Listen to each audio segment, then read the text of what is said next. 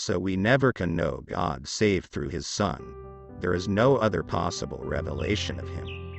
There is no ladder by which to ascend to God's blessedness but the ladder of Christ's incarnation. Christ came in lowly form and appeared to his friends as a man, but when they learned to know him, they found that he was God himself. This is one of the most precious truths about the incarnation, and we understand its meaning only when we see in every act and word of Christ a manifestation of the divine heart and life.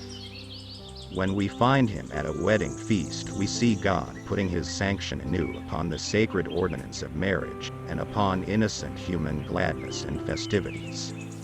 When we behold him taking little children in his arms, laying his hands upon their heads and blessing them, we learn how God feels toward children, and that he wants every parent today to bring their infants to him.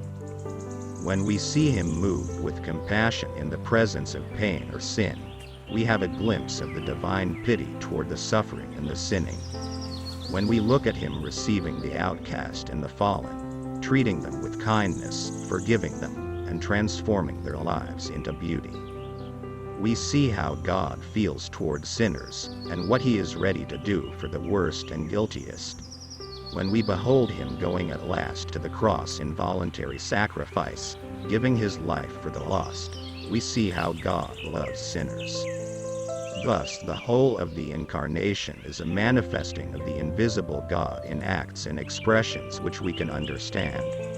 Thus it is literally true, as Jesus said, "He that hath seen me hath seen the Father." If we would ever see God, and know him, and enter his family, we must receive Christ. To reject him is to shut ourselves forever away from the vision of God.